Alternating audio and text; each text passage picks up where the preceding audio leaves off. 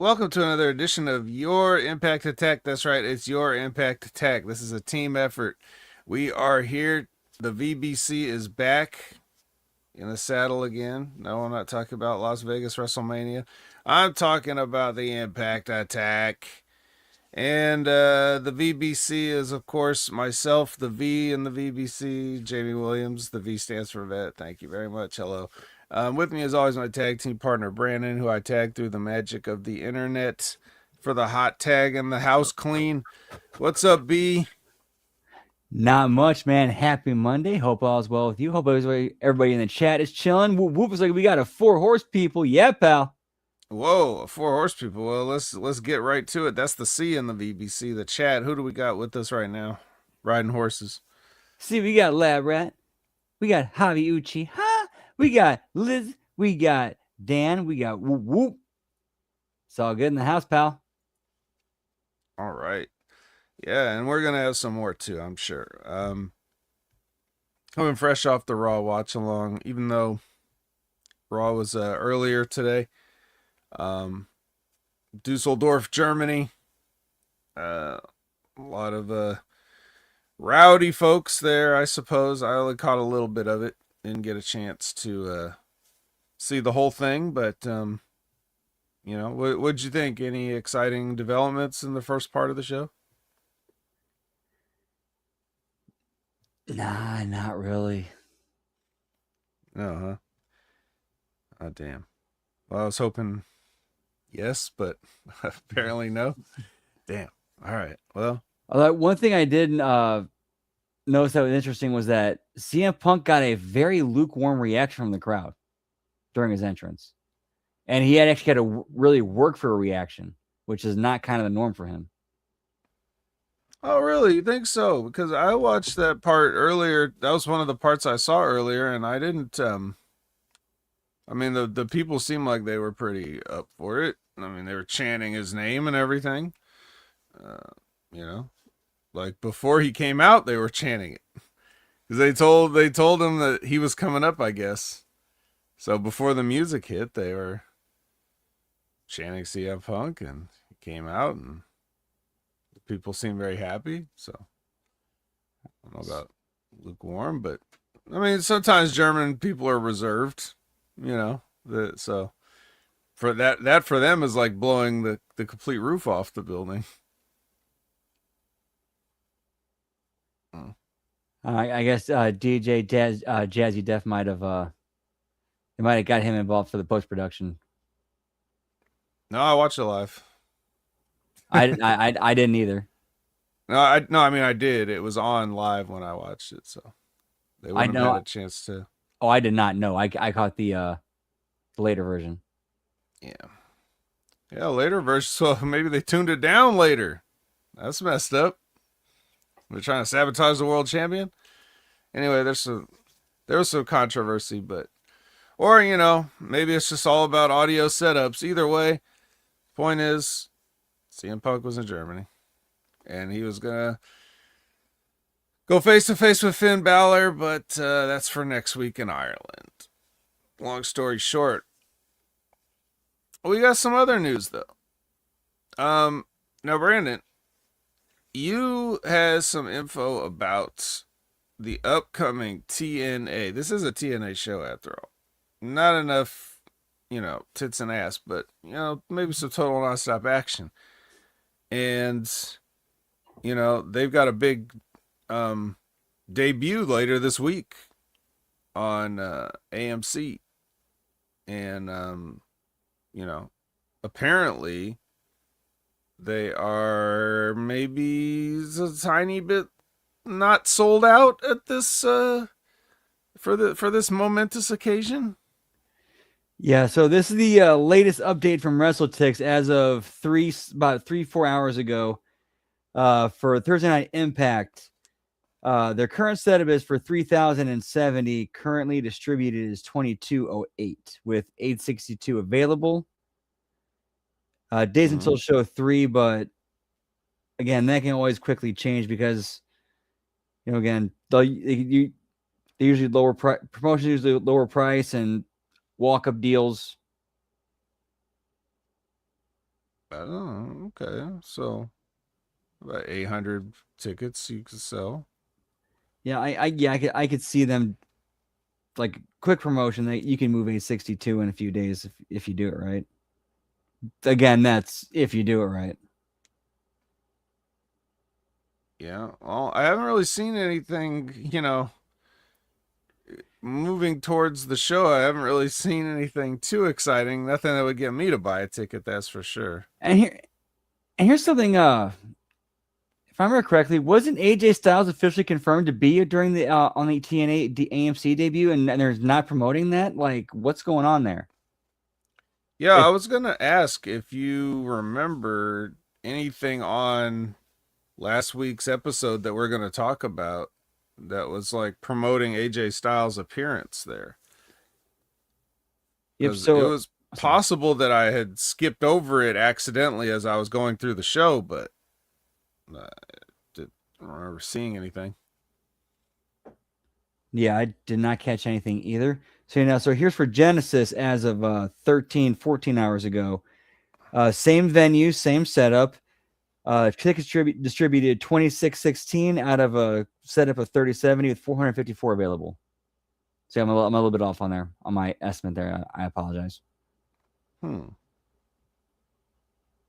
Well, I think they can make it look all right. I mean, maybe it'll look better than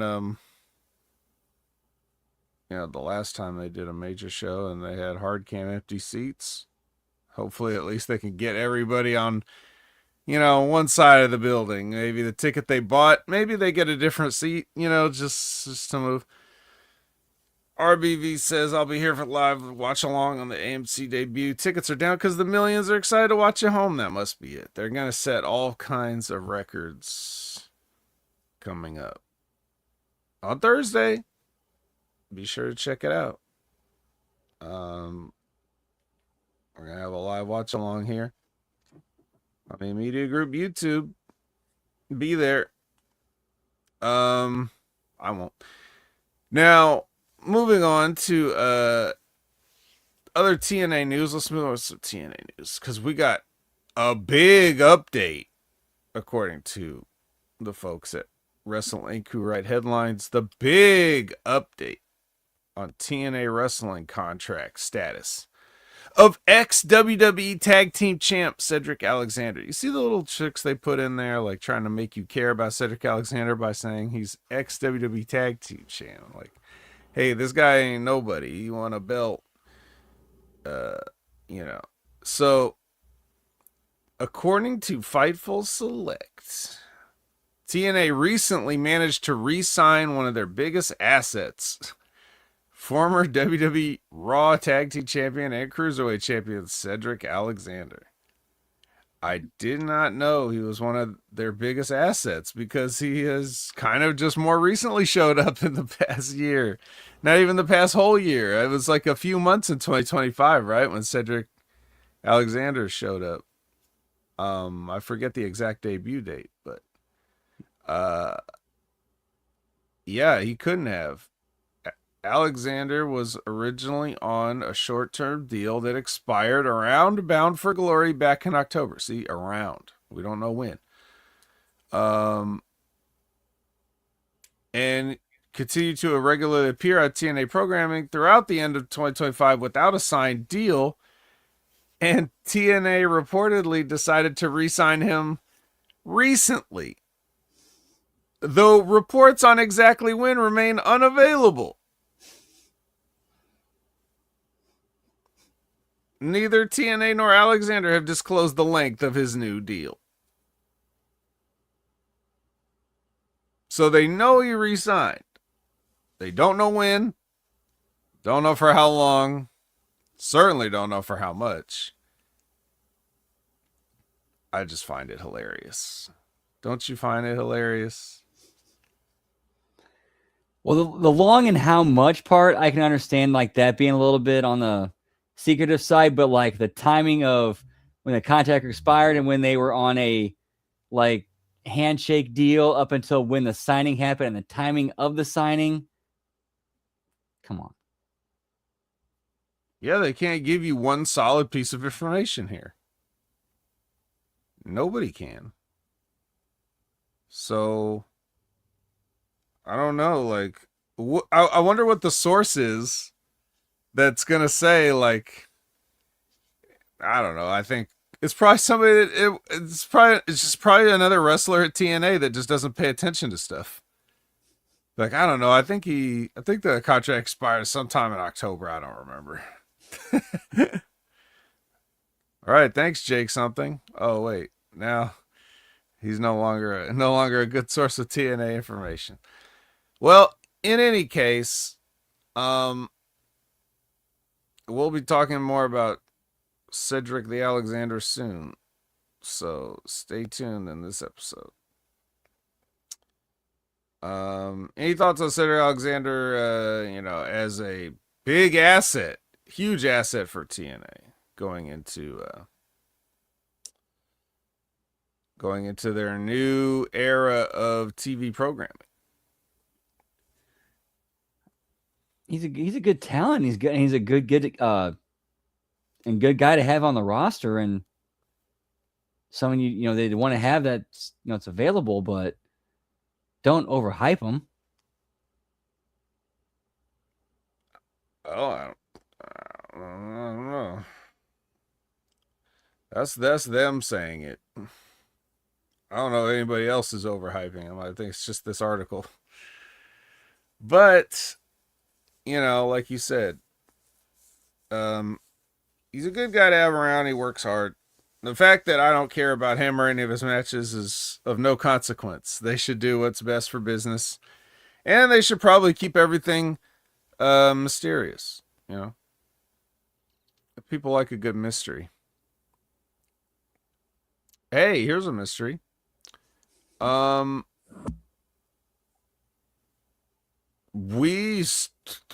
Maybe who's the mystery is who's going to acquire Warner Brothers still, because and it's fitting that they have Scooby-Doo under their umbrella, because this is one hell of a mystery.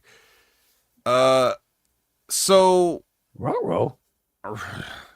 Like, wow, man, who's gonna buy him, Scoob?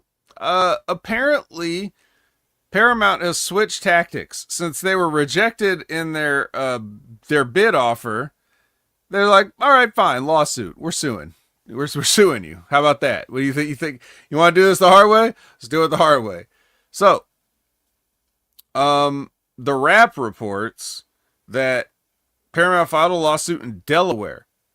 Hi, I'm in Delaware. On Monday, in an attempt to compel specific financial disclosures related to its decision to choose Netflix over Paramount's $30 per share offer. So, yeah, we're suing your ass, is basically what they're saying. And they say the reasoning, compelling specific financial disclosures. Like they want to sue just to find out like what Netflix is doing. I don't know. Our resident statistician and accountant Liz is she here? I don't know. She said she was here earlier, so we would have to turn to her for any details on that aspect of it. But Paramount CEO David Ellison also said he wrote a letter to the shareholders saying that Paramount, I assume he means, does he mean Paramount shareholders? It doesn't say. Paramount will attempt to nominate its own board of directors for WBD at Warner Brothers next annual meeting. So that would mean that the new board of directors could negotiate with Paramount instead of Netflix, and then maybe that would give them a better shot at, I guess the way they offered the deal to Netflix, or the way Paramount offered the deal to Warner Brothers came off as kind of a dick. So they decided, no. But, but Ellison does think that it's probably like a long shot that they're going to be able to actually close the deal. But yeah, Gotta shoot your shot, pal. As slim as it might be. slim shot. Liz says, you asked about the fact they want to know how the company was valued. It was they. I was asking about Paramount. Paramount filed a lawsuit in an attempt to, quote, compel specific financial disclosures related to Warner Brothers' decision to choose Netflix over Paramount's $30 per share offer. So it's a suit to compel specific financial disclosures.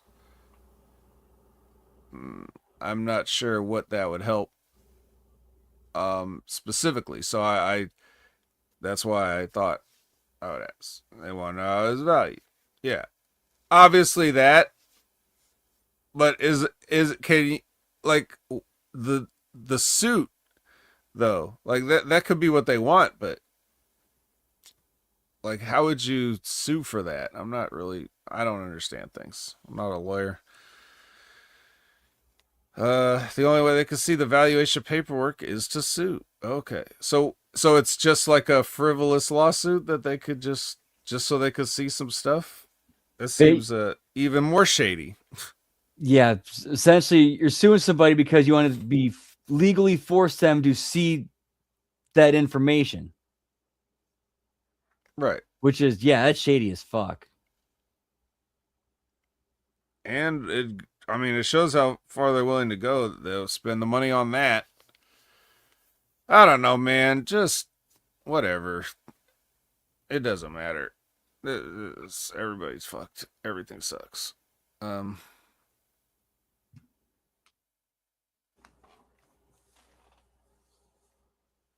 So yeah, I don't know. If they're forced to turn that over, they could do the hostile buyout. I don't know. Yeah, I don't know though, because how can you force a hostile takeover? It's like they tried a hostile takeover and then it got turned down. Like they turned down the hostile takeover. Like the offer was pretty good. I don't know if you can be legally forced to sell something. I think that would be like, wouldn't that be like the shareholders voting for that? Or yeah. I don't know. No matter what, it's going to be shady, because it's clear that just like with the Endeavor and WWE deal, that they've already made up their mind who's selling to what, So it's like no matter what, pal. Yeah, it doesn't matter. Like it's already over. The shareholders that are, I would think that the majority shareholders are already in bed with the deal with Netflix. That's why it doesn't matter, because the people that actually own shares, like the normal people, that's not enough. It's not going to matter. So I'm just saying, I think the majority shareholders are already been gotten to. That's my conspiracy theory. It's over. Like it's already over, and this is just delaying it. And yeah. It's basically corporate professional wrestling theater in front of the people to draw out enough time so they can get everything taken care of behind the scenes. Like, look over here, so you're not seeing what we're doing over here. Yeah, but I mean, that's not. But it's like Paramount's just trying to. It's the opposite kind of. It's like Paramount trying to disrupt that. They're like saying, we see what you're doing over there, and we're not paying attention to that. We're trying to stop you over here because we want, whatever. It's like they're just refusing to take the L. So, yeah, I don't know. Yeah, see, Liz is talking about it as if like it's like we're all operating by the rules and we're all playing by the rules. I don't think that's the case here. I think it's some shady shit. So, anyways, we'll see what happens. Um, let's see. Let's do. Oh, hear any good? Hear any good Priscilla Kelly tweets lately? Nah, because I tried to go look for it, it was gone, along with Oh, the entire account. heyo. Um, yeah. So maybe some of you guys didn't know this, but Priscilla Kelly, who also used to be known as Gigi Dolan in her NXT WWE run there, has been taking some bookings. And she took a booking with Israeli wrestling promotion, Israel Pro Wrestling. And they're going to have a April 6th show called Passover Bash. Just sounds funny. And Priscilla Kelly tweeted, "I'm going to Israel." And then everybody came out of the woodwork to blast her for this, apparently, making it political. And then she tried to say that it's not political. And her tweet says, "I have made the decision to not travel to Israel for the show that was announced earlier. My intention was never to make a political statement, but to entertain those who are not tied to horrific humanitarian crisis. I do not want to be a part of this any further or give the idea that I condone the actions of the government in any way. I apologize for any harm this may have caused." And then she deleted her social media account. So,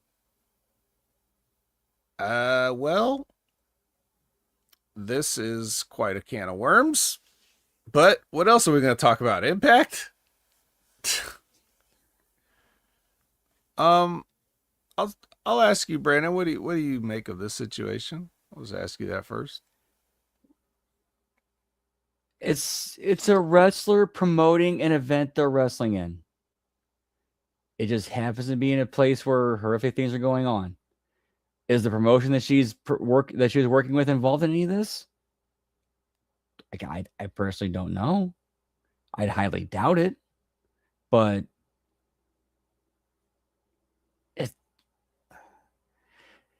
people take things way too far these days.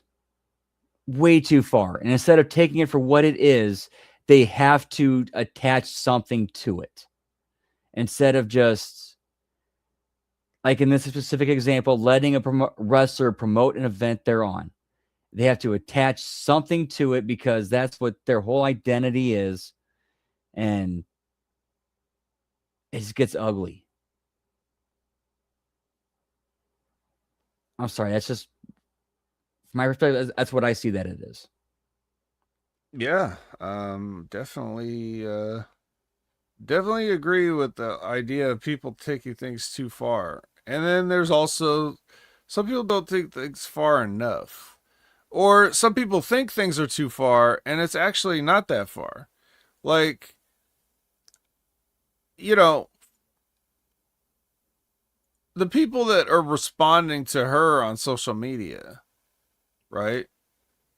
I will say, disclaimer, I have not seen any of those responses, nor do I care to. So I know it's just these people yelling out into the void. Yeah, it's the same as anybody that ever does it, right? No matter what it's about.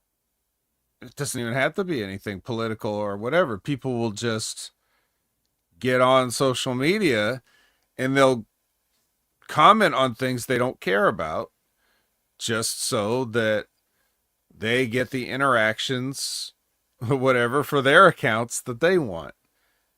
And nobody actually really cares. Like, none of the people commenting on this about whatever's going on politically, or even if they're not, even this one of the many things. But you sitting there in a social media account does not mean you care about the real people involved with what you're supposedly talking about. You know, if you're talking about what's going on in a foreign conflict, foreign to us, right? And you're sitting here commenting on it on social media, whether that's about a wrestler going to perform there or whether you're directly commenting with people that are still arguing over sides um, you really don't care. Like the extent of your caring is swipe your thumb. That's the amount of effort you're willing to put in, when it comes to these things.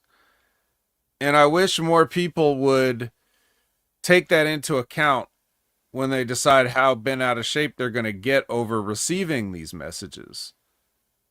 Furthermore, I also don't think it's necessarily a great idea. And we know that Priscilla Kelly has not been full of great ideas.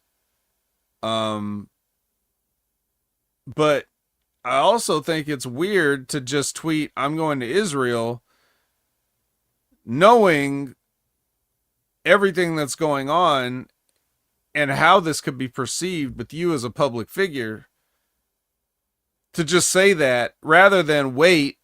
The show's not till April 6th. So you have time to like promote that show as a show and just say, I'm part of this show, and not just put out a tweet that says, I'm going to Israel in the middle of all this shit that's going on, right? That you're just almost, you're like sticking a lightning rod out there. So she shouldn't have maybe necessarily done that. Now I don't think it's wrong to take a booking somewhere, but it's still like it's part of like, you have to know the game you're playing, right, Brandon? You have to know the world you're living in. Just because there's a line in Copland, right? That Ray Liotta says to Sylvester Stallone, right? He says, and I'll never forget it because it's always relevant. He says, being right isn't a bulletproof vest, Freddie. Like, it doesn't matter if you have the moral high ground or if you're right or whatever. The world will act the way the world is going to act. And if you don't know that, you cannot just say, why didn't everybody do what I hoped they would do? You know? You have to understand that your actions have consequences, even if they shouldn't, even if it's unfair, even if it's lopsided, even if it's, how did you phrase it? In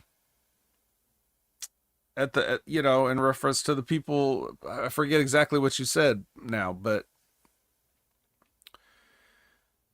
it's, and I've talked about this in any kind of wrestling thing. When wrestlers do these, whatever they're posting about, it doesn't have to be about a global conflict. It could be about anything. You just simply being right does not mean that people aren't going to come for you and that you're going to have to deal with this.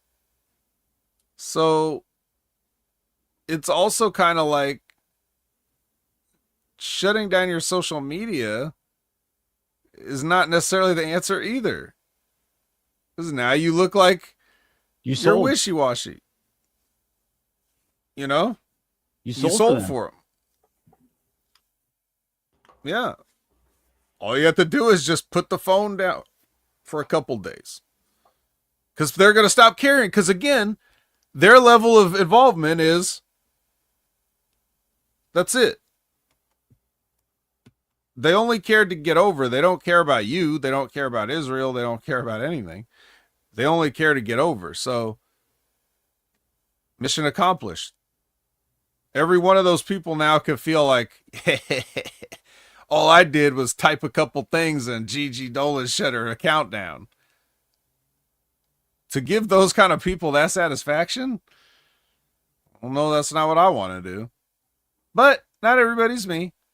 So I get it. I'm not over. I don't get attacked on social media, So I guess it's easy for me to say. But I also don't do anything to grow my social media presence, and I also don't do things to spark lightning rod conversations either. So I don't know. Taking all that into mind, I kind of want to give her the benefit of the doubt and think she was being really tone deaf and not thinking about what she was saying when she put it out there. I think just we were excited about the booking and wasn't really thinking too much when she put it out there like that. No, probably not. Probably not. And she calls herself a payday now. She's not going there unless she quietly goes there and doesn't, promote it. Which of course would end up getting leaked anyway, and then also there's going to even more heat for it and look even worse for it. Like, so that's out of the, that would be a bad move. Yeah.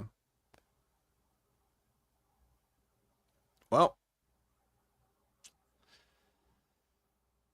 Oh well. We reap what we sow. We reap what we sow. Whatever that is.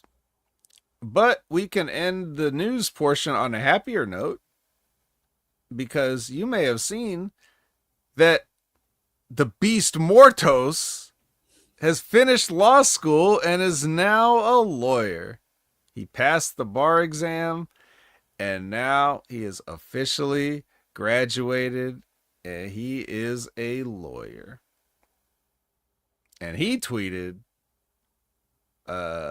today was a very special day to share with the people who I love because today was my graduation day. I am officially a lawyer. See you in court. There you go. Little photos with Mercedes, someone who might be his mom, I'm not sure. Everybody looks very happy. He looks so happy he's got an emoji covering his face, to protect his identity. So, congratulations. In all seriousness, big congratulations to him, because that's not an easy thing to do. However, for the wrestling thing, that at this point it has to become part of his character. It has to become part of his character. Like, they throw it out there so much, there's no way they cannot have that. I know this might bug you, but can imagine the vignettes of them in court as Beast Mortos as a lawyer, and then like him using intimidation tactics while also being articulate and staying true to the letter of the law. Well, if he was articulate, that might ruin the gimmick, but other than that, well, now here's a more fun use of social media, because Smart Mark Sterling posted this saying, I would like to offer you a position in the law offices of Mark Sterling as a paralegal. You are not yet a lawyer in America where it matters, but I'm willing to let you learn under the best in the biz. And then parenthetically, you must not wear a mask at work. It will scare Dolores in accounting. Huge applause. That's tremendous. That's how you do it right there. Great example. That's good shit. That's good shit, pal. Beast Mortos had a follow-up. Oh, did he? Nice. He says, in America, don't make me laugh. I'm a real official lawyer now, so if you need help, come see me. If not, I'll see you in the court. RAR. He typed out RAR. R-A-W-R.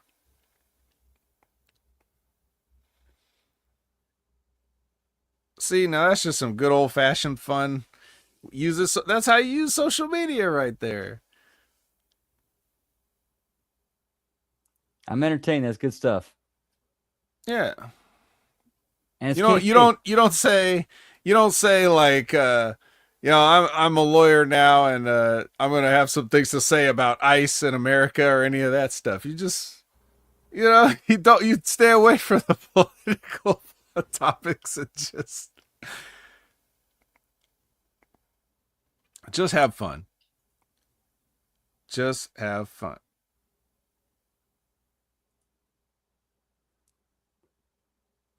And we're seeing some of the personality of the person of Beast Mortals come out, because the dude gets like being entertaining and being a character, and we know the dude can work. Yeah, it's a tragedy. We watched this guy on TNA, and we watched him try to help other people get over, but really all he did was have matches. They didn't really have much for him. He was just in the The what is that group called Decay. now? Decay, yeah. So he's just like, oh, well, you're weird. You could be a Decay. It's, and then he had good matches and put people over. So it was like, all right. And then he goes to AEW and it's like the same thing. So, yep. Well, sometimes, or some people might say that those were better times when Black Taurus was on TNA wrestling. But we got to talk about today's times. TNA wrestling, which may not be as good. I guess we'll see as we go through this. You mean you missed Wrestle House? I do not mean that. Absolutely don't mean that. But who knows? Like, compared to some of this, I might just take it. Well, we're gonna start out with the traditional ketchup packet. So just in case anybody wasn't abreast of what's going on, this package should catch you up. And the Hardys come out to the ring. They address the Righteous. Apparently, Matt Hardy doesn't like shrines being erected to him. Takes offense to that. Don't like that they use pictures of his family, which they could have got from anywhere, and I'm sure they did, but that's beside the point. He doesn't like it. Point is, he doesn't like it. But, ruining any chance I would have of being erect, here comes the Righteous. They continue to... Yeah. They continue to mark out over the Hardys, and somehow this ends up in a match at Genesis, or a proposal for one at least. So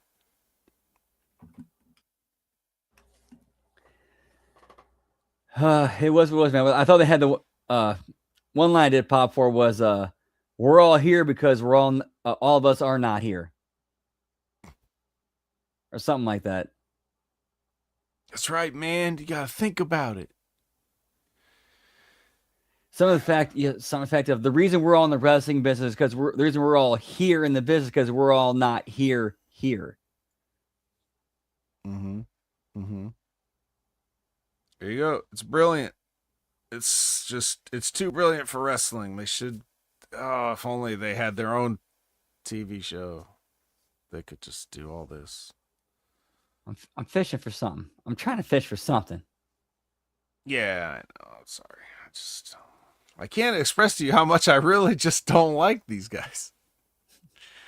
No, it's not their fault. Well, I mean, it's not their fault, but just not really into the gimmick, which is like other gimmicks that I've also not been into. Good way to not get over with me is to copy stuff I didn't like the first 7 times. Going back to the Wyatt family, going back to, actually,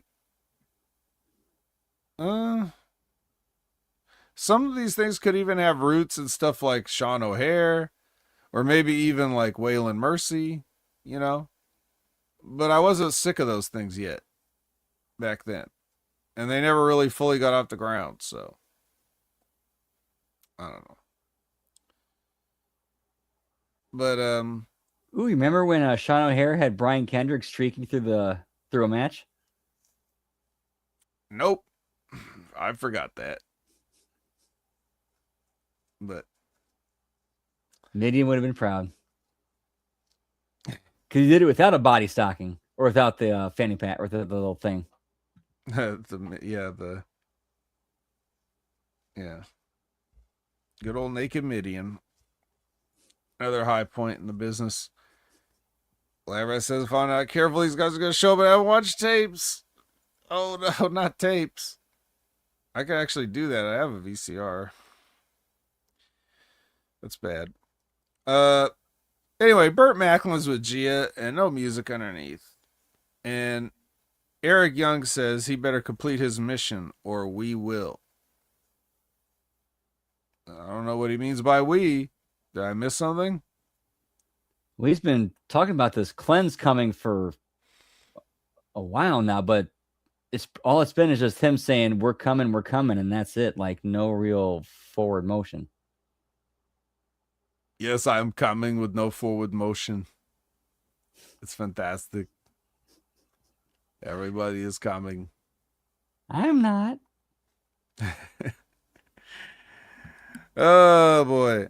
Well, here's who else is coming. Doomsday Danny Luna. She's Doomsday now. Or at least that's what Tom is trying to get over on commentary repeatedly. Doomsday. If you have to push it hard on commentary, it's not going to get over.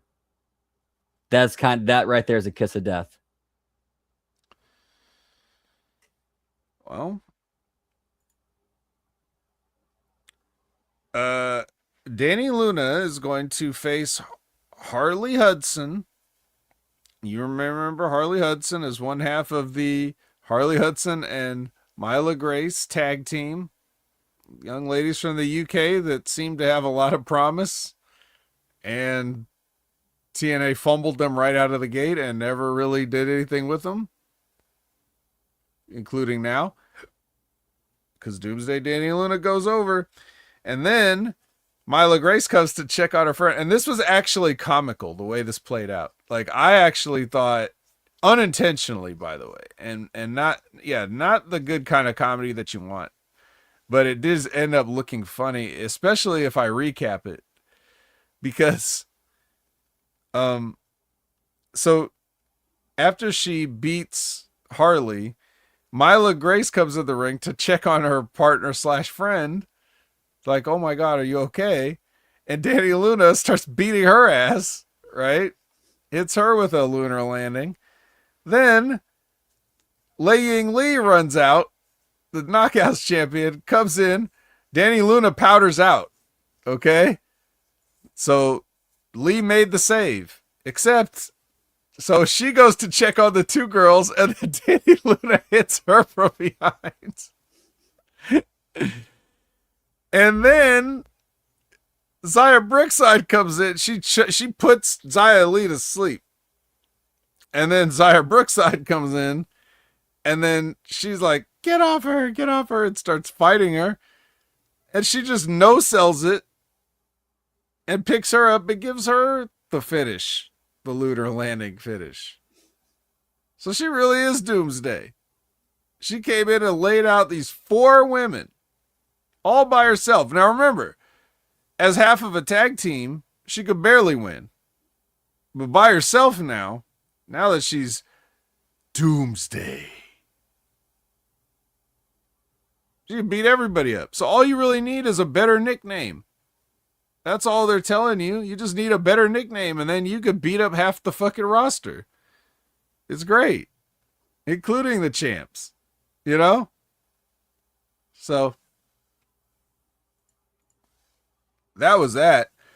What'd you think of it?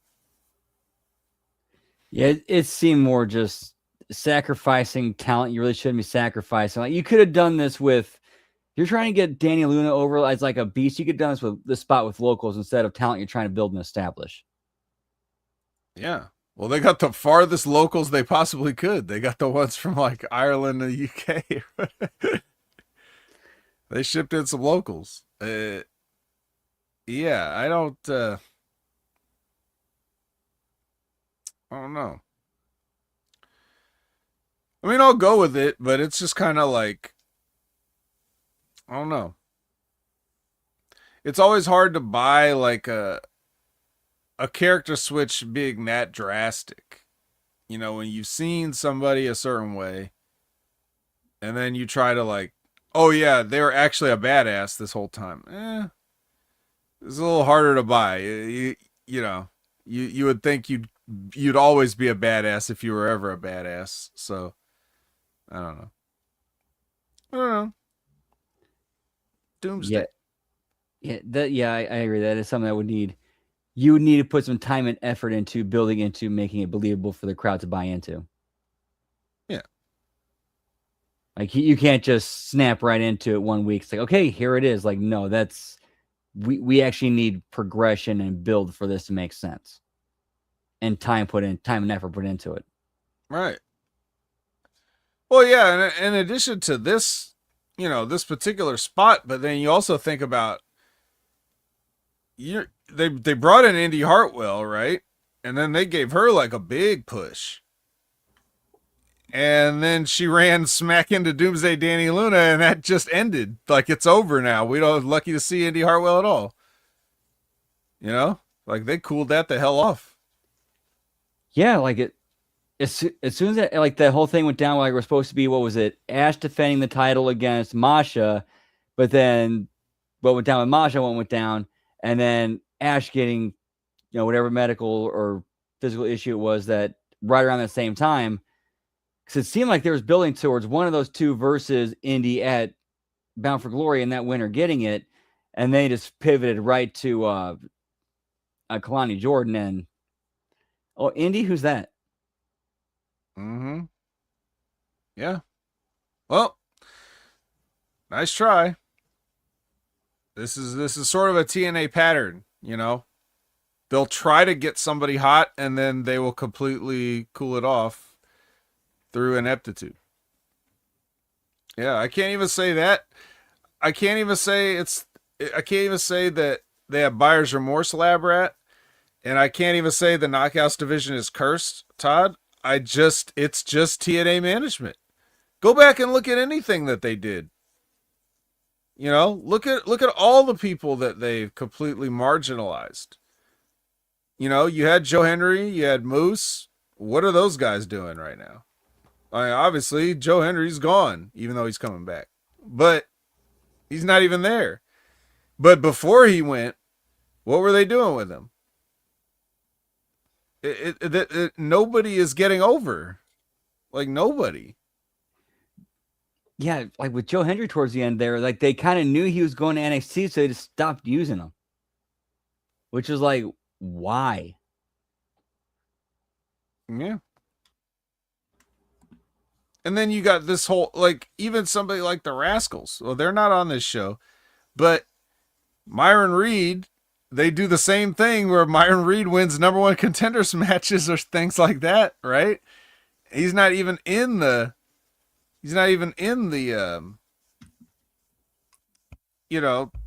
figured into the plans of the company. And they just chose not to re-sign Killer Kelly. So you're saying, oh yeah, we're not gonna re-sign Killer Kelly. Oh, we still want you though, even though you're like the extra rascal, and we're still not gonna sign you to a deal, but we want you to keep working here. The writing's on the wall.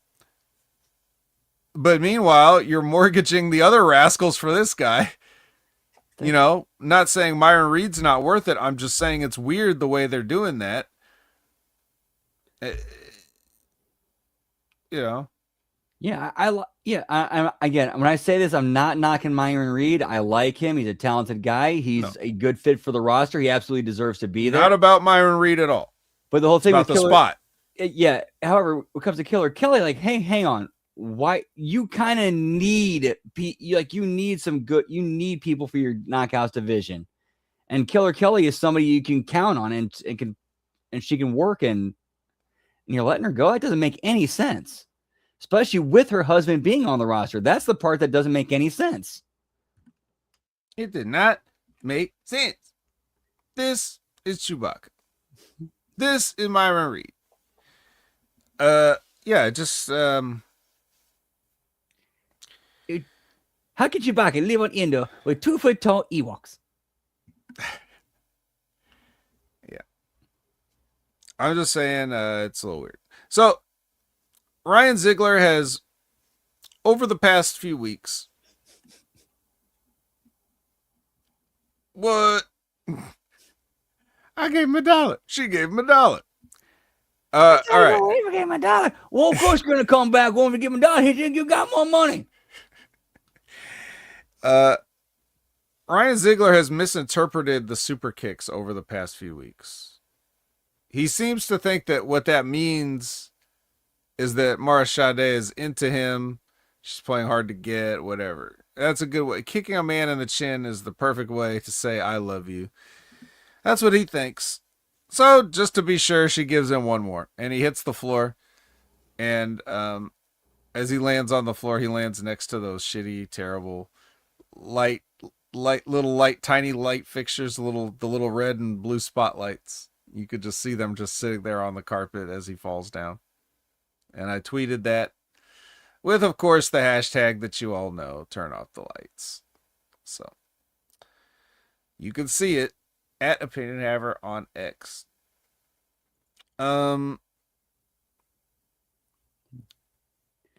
Yeah, I don't know. that is kind of, to be fair, that is kind of like the wrestling template of Arnold and Helga from Hey Arnold. Yeah, like, I mean, does it? Do you? I mean, of course, everything that Ryan does is just phony and terrible. But I mean, I could see the premise is there for something. It's probably just gonna be her joining heel and or turning heel and joining him. But I mean, you know, until then, uh, so Order 4 walks the halls, but so does Elijah. Because we walk this way, pal. You know, we walk this way, and it's TNA and Ash by Elegance. Ash and the Elegance brand are still looking for Mr. Elegance. Now, I'm not going to talk about this anymore. I'm just throwing this scene out there. If there's anything you want to say about it, you can. I'm not. I'm just not touching it. Turns out, Mr. Elegance is Mr. Dad Bod, pal. Mr. Blue Collar Joe Blow. Whoop whoop. Yeah, the guy that's been. He says, I shoot your guys' promos. I've been here for 10 years. You're just everything we've been looking for. Damn, that would make him the longest tenured member of TNA at that point. He's been there 10 years. I'll give this guy a push. Well, apparently they are. This is finally his moment. Yeah. New, like, orders of magnitude of awful. Like, you couldn't imagine how bad this was if you didn't see it. But, you know. And even if you did see it, you might have been stunned into not remembering it as bad as it was. Because you were probably in denial immediately. Or did, like, your brain did some trauma, some trauma blocking or something that was like, no, it couldn't have been that I didn't see that. That didn't happen. It couldn't have been that bad. It was that bad. Yeah, I will say I did have a period where I'm like, is this really happening right now? That surreal moment, right? You sit back and you question existence, like, Yeah. So is this dude kind of be like their like the 2026 Ralph is for the Elegance brand? Sorry, I might be insulting Ralphus. Yeah, sorry. Ralphus is no longer with us to defend himself, so. Oh, we can have a moment of silence for Ralphus. All right, moment's up. Order 4 addresses the people. They have a proposal. They would like this proposal, this bill, so to speak, I think that Ali is putting out there is like, it's very anti-Elias, let's just say, or excuse me, Elijah. I'm sorry, I get confused. Anti-Elijah proposal. There's a lot of, so the people don't really like it, and Elijah doesn't like it, and he runs out, and he chases after them with his guitar, which the proposal was saying, like, no more guitars. That's not gonna work. So he chases them out of the building, and he gets on a horse, and they even do this with So that he's chasing Order 4 on a horse outside in slow motion with a soundtrack. Some generic crap. No one will ever listen to this music again, whatever it is, but it was music with lyrics playing while they get close-ups of Ali looking over his shoulder like scared and all this stuff.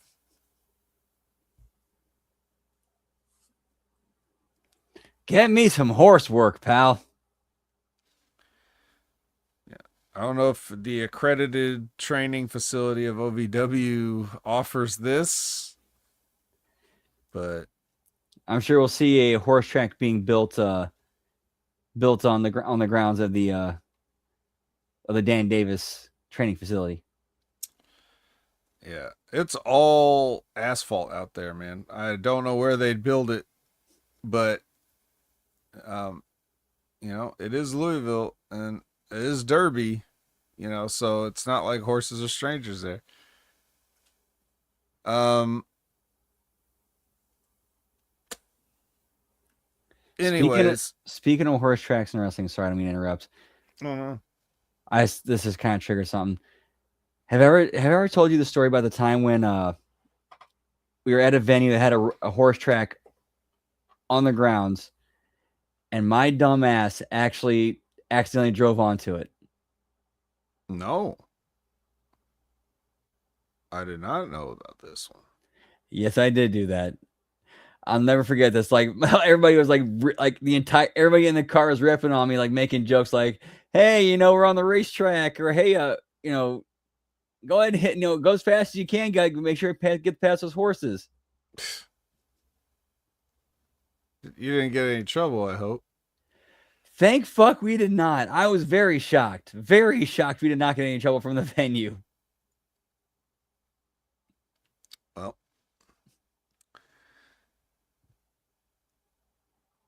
so I don't know whatever ended up happening to Order 4 because, whoever filmed this cinematic masterpiece just decided to cut it off at a certain point. It's not like they were interested in actually documenting what was happening. They just wanted to get their shit in with their student film. So I don't know what ended up happening. They just cut it. Brilliant. And that But actually would have been a good spot to introduce a new wrestler. Like, say, for example, you have like a wrestler who is a documentarian or a journalist who's following this, and that's like his first. He wants to make that his first big break.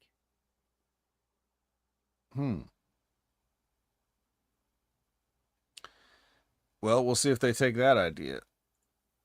Now, the next match is Burt Macklin versus Stax for the international title. Burt getting his rematch. Of course, the NXT Outlaws are on the outside of the ring, just it's 5 or 6 people just chilling out there like nothing's gonna happen. And then the ref ejects one guy, right? Instead of the entire crew. Like, how much sense does that make? Right. Or instead of sending everybody to the back right away, because aren't you guys, isn't Outlaws like literally in your name? You're Outlaws. You shouldn't be here. You're not even working here. Why are you here? Why do you get a match? I guess I understand Stax has a belt, so he has to be here. But why are you guys here? Yeah, the ref should have did the old Gorilla, or not Gorilla Monsoon, the old Sergeant Slaughter 98 sending the nation and the DX to the back. Yeah. Well, no, just one guy. And then Ariana Grace just gets in the ring and gouges Steve Macklin's eyes out. And DQ. And then they all beat up Burt. I'm sorry, I don't know why I called him Steve. That was weird. Just Freudian slip, I guess. And they all beat up Burt, and then they hold him so Stax could do his shitty knee. His shitty little running knee. But more importantly, no one helps. It's just another one of those convenient security, convenient locker room. Everybody should be mad these guys are here, but they're not. They're cool with it. Everyone's cool with it. Yeah, didn't last time something like this happened, the Hardys were out there to back him up. Weren't the Rascals out there to back him up? Where were they tonight? Out of nowhere. The system wasn't out there. I mean, the system, Yes, Hardys, yeah, the they system. got Yeah, to they got to get ready for a yeah. match. They got to get ready for a match though. They're back there with the bands doing Stevie Richards Fitness warming up. So they probably just were like, he's on his own. I mean, well, you at some point you just have to I just want to know. I would give anything to know. Well, not anything. I really don't care. But you know what I mean. It's a figure of speech. Listen, what I just want to know if somewhere in the meetings or something, somebody even just says what I say, even if they brush it aside immediately. Like it's something like, so no one's gonna come out and help Macklin. Like when they're putting this together, like when they're formatting this, somebody's like, so what are we gonna do about that? Like, does anyone even say it? Does anyone even think it? You know, some nights they have security come out and bust up every little thing that happens. Sometimes they have security preemptively get in between people before they can do anything. Other times, um, they could have a public execution of Macklin right here, and there's no one, no wrestlers, no security, no nothing. It's just not even Eric Young to come out and say, or just watch and be like, you know, That would make more sense than this is having him. That would have furthered something and got something done. yeah, you felt the need to write him into the promo that Macklin was doing, but you're not going to do anything about it afterwards, not after the fact. You're not going to involve him in the angle. Like, there's not, I just don't understand why everybody's so allergic to making sense. Or it's not even good. What I'm saying is not good. I'm just saying you didn't even do that. You didn't reach up to not good level. Yeah, like we're asking for the bare minimum. They can't even hit that. Yeah. And it's all like this is featuring NXT talent on your show. Again, the bottom of the barrel of NXT talent. These are the guys that couldn't get on NXT TV. Well, except for Pillman. I mean, they use him quite a bit, but When they do, he jobs out in under 2 minutes. right. And then here he's beating Matt Cardona. Like that's the last time we saw Matt Cardona on TNA. It was him getting rolled up by fucking Pillman, Oh yeah, who never wins. Oh yeah, and then the whole shoulder injury angle with him.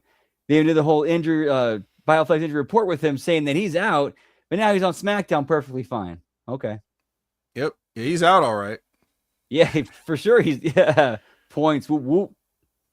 Yeah. So I don't know. I'm just saying, like, that's how you do. So that means, look, so that they knew he was leaving when they beat him. So why do it? Because you people are all petty. That's why. Well, I just hope his fortunes over at SmackDown are better than they are, in TNA, for Christ's sake. TNA couldn't even do anything with him. Can you believe that?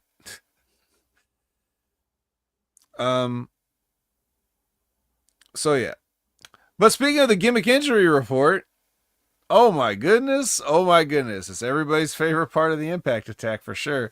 And we got a treat because to get you extra hyped up for the debut on AMC, we've got a supersized gimmick injury report. It's more people injured or not injured than ever. We can't wait to get through all of them. And I'm not going to say all the names, but you'll understand what I mean when I say this, when I explain it. So remember those 4 women that Doomsday Danny Luna beat up and all by herself?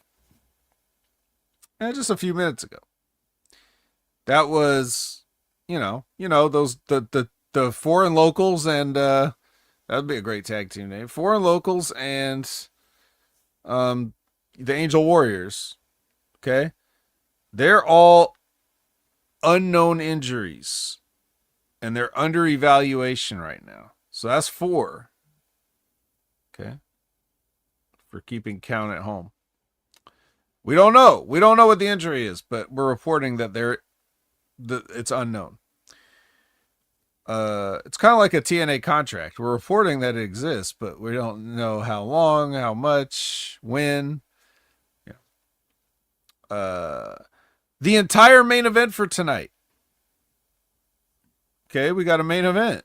It's the System versus Hardys and Leon and Cedric. So that's 8 more people. No injuries, all cleared. It's a joke at this point. Like At this point, it's been a joke for a while, but it's like now it's like ribbon itself. It's ribbon itself because they love. I think it's because they love what we're doing. Like we're the ones reporting on the injury report, the Impact attack, you and me, and then they want to make it more entertaining for us, so they keep piling it on. 12 people already, and we're not even done yet. We've covered 12 people in the injury report. This is going to be like a majority of the roster. If these guys would vote on like a takeover, via like Paramount or something like that, we might get a majority win. But anyways, let's see, where are we? Oh, Santino. No injury. He's cleared, but he is very sad still. So they could have put depression under injury. I thought that would have been a nice touch. So that's 13. At least Santino was the one guy who played off of what happened the previous week and kind of sold it. Mm-hmm. Well, the thing is they tape all these shows together here in El Paso, but they air over periods of weeks, so they got to keep that in mind. So Santana, not to be confused with Santino. Santana, remember he had that messed up arm, right? But it's okay. He's cleared now. He's cleared. He's clear with his messed up arm. So that's 14. And then Burt Macklin, unknown, under evaluation, unknown injury. Well, with my limited medical experience, I think it's his eyes. I think it's the eyes that got two thumbs with sharp nails jammed into them. I think that's the injury. I mean, even Macklin could see that, But anyway, that concludes your 14-man gimmick injury report. That's almost half a Royal Rumble. That would have been actually a pretty good kayfabe. For the eye injury, it's like they could say like, I know it's an eye injury. We're the doctor looking at it to see exactly what the damage is going, and we'll update you as soon as we can find it, get more information. Yeah. I mean, if you're going to report something as injuries such as bruising or torso, like you have locations of the body, we know we know you got stabbed in the eyes. Right. And you can turn that into actually like a good ongoing one that you update, like a hook throughout the show of, like, if people want to, if people care enough to find out, okay, like they might get an update throughout later in the show. Who knows? It's something. Nah, it's nothing. But we do get a digital exclusive. And I don't know how it's a digital exclusive. Again, if we're seeing it here, it can't be very exclusive. But wherever this originally happened, there was an episode of the Penthouse, the First Class Penthouse with AJ Francis. And apparently Rich Swann attacked AJ Francis with a baseball bat. And put him through a table and broke his little record. Somebody printed his new album on a vinyl record. which amazing. And also, no way that's real. They just got some other record. But he broke it, whatever it was. He broke the vinyl record. Rich Swann is not having it. AJ did have a funny line though when he was saying like, when you were the TNA champ, we couldn't get 10 people in the building. Which was because that was during COVID, so yes, of course they couldn't. But it's great heel is good heel work, detail stuff. All right. It buries him without burying him. Like it's a good heel burial. Yep. All right. Here's our match: the All-Star 8-Man, the System versus Cedric Alexander, Leon Slater, and the Hardy Boys. The hard boys. Yeah. Do we really need to talk about the match itself? I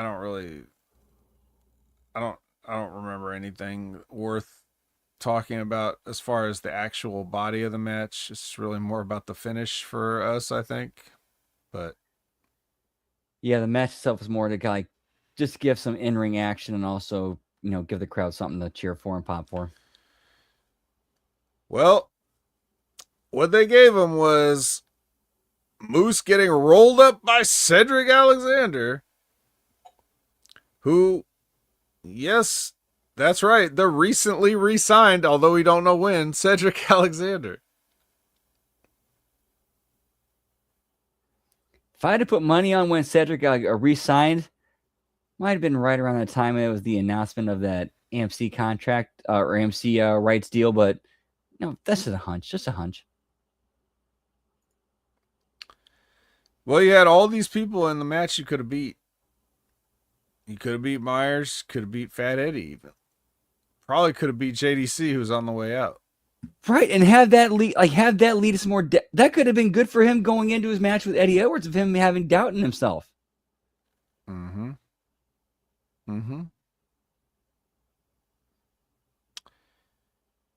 But instead, they wanted to, put the doubt in Moose that he's going to win the X Division title at Genesis in a 3-way with Cedric Alexander and Leon Slater.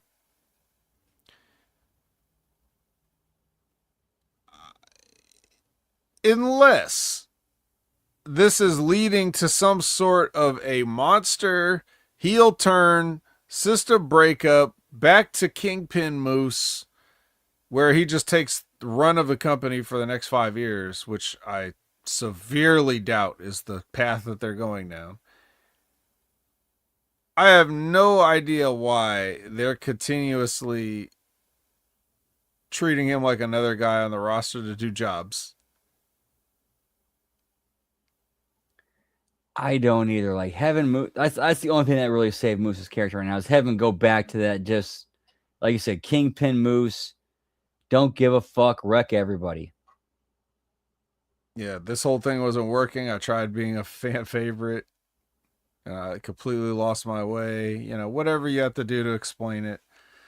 It's not going to be good enough, but it's all you can do to pivot. Have him be the one who just basically lays out the entire system during Dango's farewell thing. I'm sure Dango wouldn't say no to it. Hey, I'm laying down my way out to help do good business for my buddy.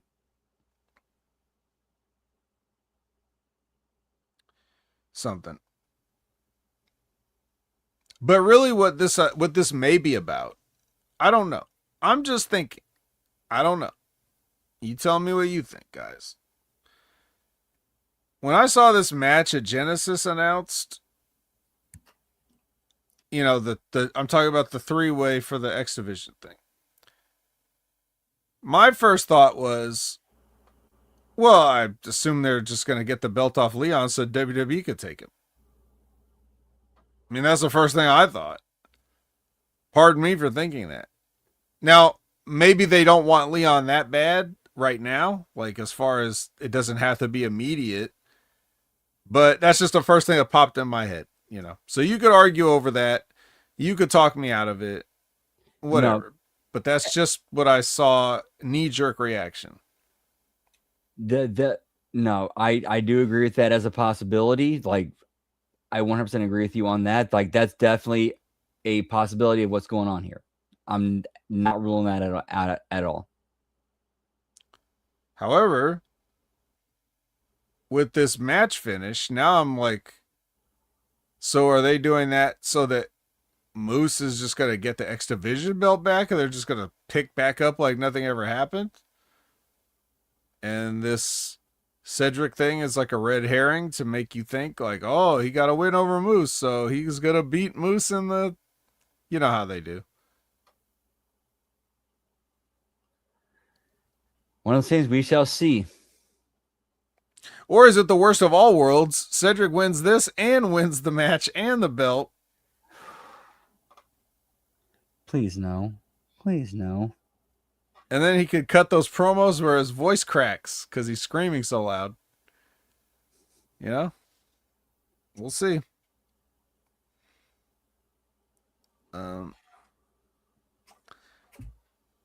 So they stuck a Lei Ying Li vignette in here somewhere, even though she, I think she's past vignettes at this point. But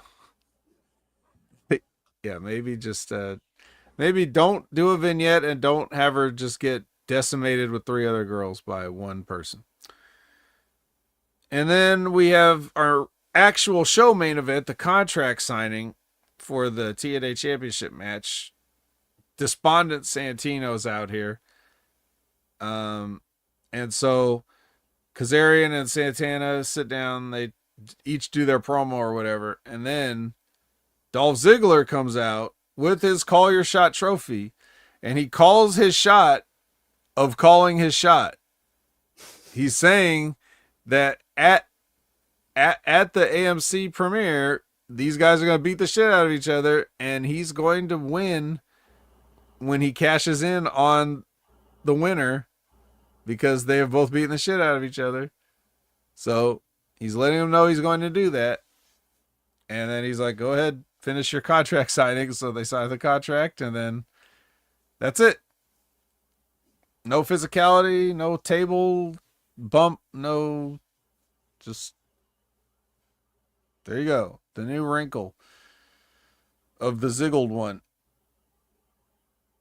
Well, at least I could say that they remembered that he had the trophy, because I didn't. I completely forgot about this guy. He just hasn't been on TV for a while. So I forgot all about it. But at least they remembered. And yeah.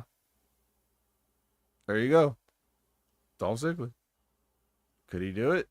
Could he become the TNA champion? AMC? I don't know. We'll have to tune in and find out. Will he sell an extra 800 tickets? I don't know. Just have to tune in and find out. We'll see. And one thing, we joke about this. We've joked about this before. It's like a kind of running joke of Frankie Kazarian, bet on yourself. And then Santana threw that exact same line out there when he said, I did that. We both did that from the same company. As soon as I thought of that, he said, I thought of you and this show and pop for it. That's right. Mr. Bet on Yourself. We called him. Mr. Bet on Yourself, Mr. Killer Kowalski, we got a lot of names for Frankie Kazarian. And, truthfully, Frankie's the least part of any of these problems. But we still have to make jokes at his expense because it's the only way we could survive. Yeah, it's the only way we could survive doing this show. What do you think, Brandon? You think Jericho's going to show up at the TNA Impact AMC debut? I give it, as the great Al Snow would say, I give it a chance of slim to none, and Slim just went out the back door. Ooh.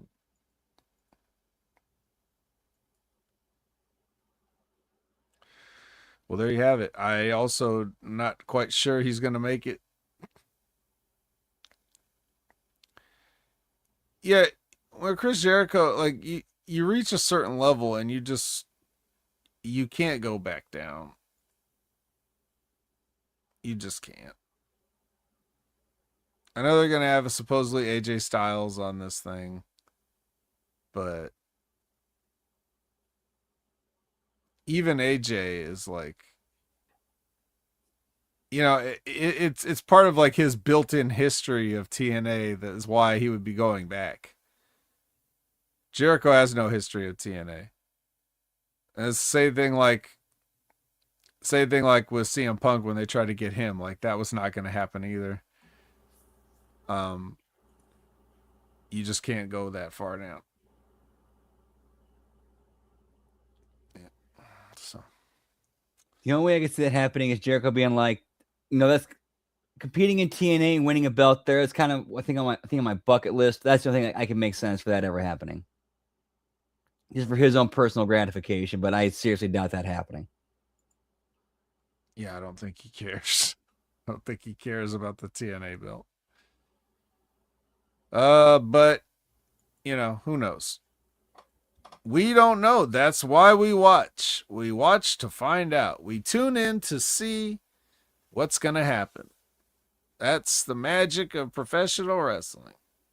And with that, thank you guys for tuning in because the Impact Attack is over.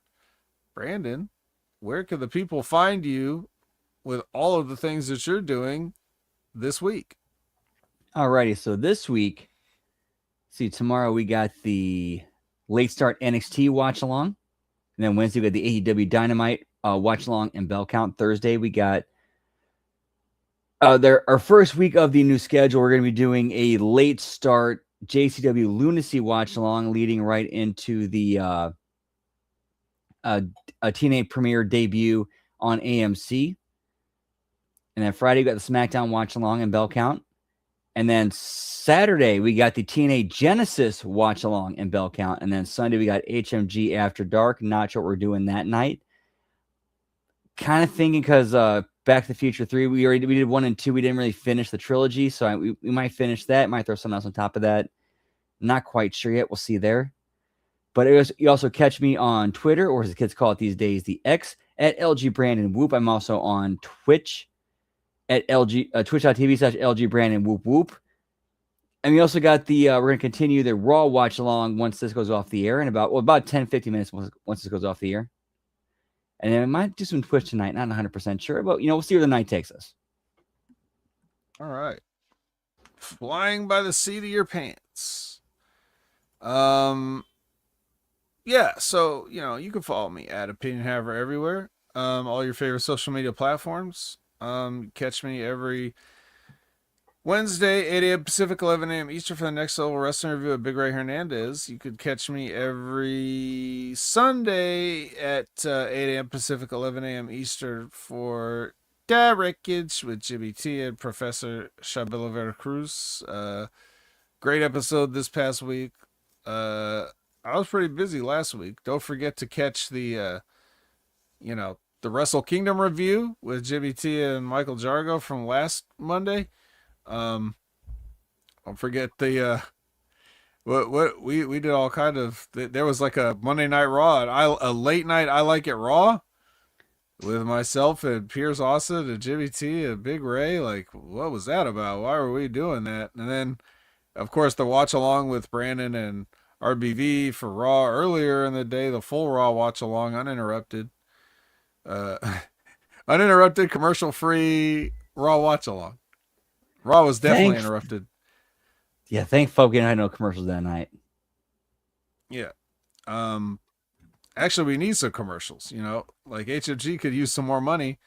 It wouldn't hurt. We'd like some commercials, but regardless. So here's the commercials for the other shows. Wrestling with Rip Rogers, every concrete Friday at 9 a.m. Pacific, noon Eastern.